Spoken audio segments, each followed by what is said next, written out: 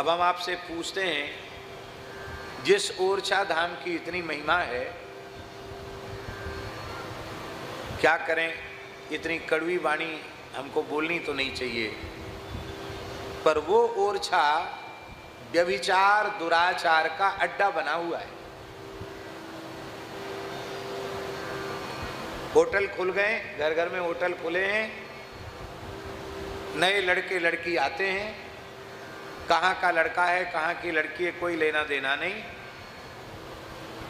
एक रात या एक दिन के लिए या कुछ घंटों के लिए कमरे लेते हैं, 1000 2000 3000 रुपए देते हैं और वहीं सारे दुष्कर्म करते हैं। जो नहीं खाना चाहिए वो खाते हैं, जो नहीं पीना चाहिए वो पीते हैं और जो नहीं करना चाहिए वो करते हैं।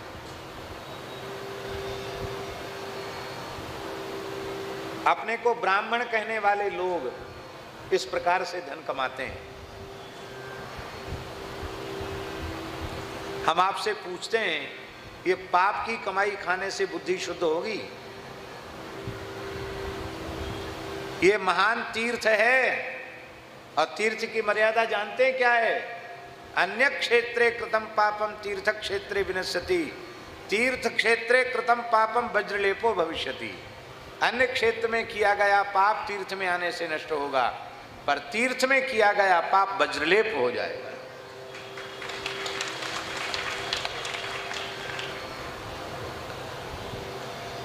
क्या करें? यही है दुष्परिणाम धर्म निरपेक्षता होते तो हमारे तीर्थों की ये दुर्दशा नहीं होती।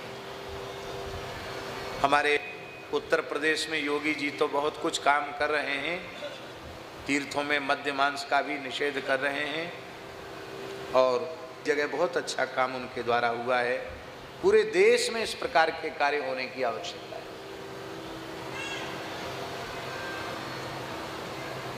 घर घर में विदेशी लोग रुक रहे हैं, 1-2 कमरे में अपना गुजारा, बाकी कमरा बना के होटल, और वो विदेशी काफी समय तक रुकते हैं, उनसे अच्छा पैसा मिलता है। उससे ओरछा के निवासियों के संस्कार बहुत तेजी से दूषित हो रहे हैं, पर इसकी लोगों को परवाह नहीं है। हमसे लोग कहते आप ये सब मत बोला करो, क्योंकि लोग आपके विरोधी हो जाते हैं कि देश के स्वतंत्र होने के बाद से इतना समर्पित, इतना सक्रिय, इतना अद्भुत राष्ट्रभक्त प्रधानमंत्री इस देश में पहली बार आया है। इस प्रकार की विचारधारा का प्रधानमंत्री यदि देश की स्वतंत्रता के बाद प्रथम प्रधानमंत्री होता और इस प्रकार का उत्तम शासन होता तो आज 70 वर्ष में विश्व की प्रथम महाशक्ति भारत होता।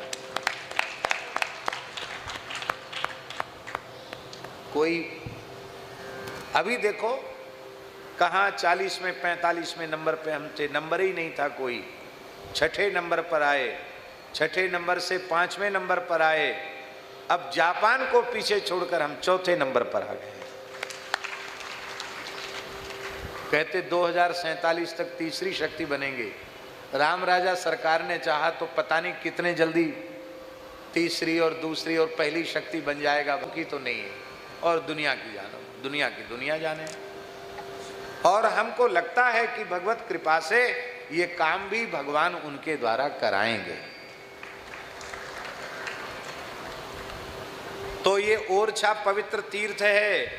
यहाँ सरकारी तौर पर मध्य प्रदेश शासन को चाहिए कि ओरछा क्षेत्र में कोई मद्य की दुकान न हो, ओरछा क्षेत्र में कोई अंडे की दुकान न हो, ओरछा क्षेत्र में कोई मांस की दुकान न हो, और होटल की संस्कृतियों को और कहीं ओरछा से बहुत बाहर भेज दो। यहाँ तो कनक भवन जैसे मंदिर बनने चाहिए, गौशालाएं होनी चाहिए, संतों के स्थान होने चाहिए, और ऐसे लगना चाहिए कि हम मानो अयोध्या जी में आ गए हैं, हम मानो वृंदावन में आ गए हैं, ऐसा लगना चाहिए।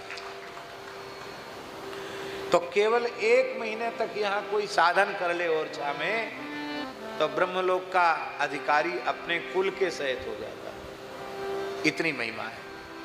माई मेरे श्याम लग्यो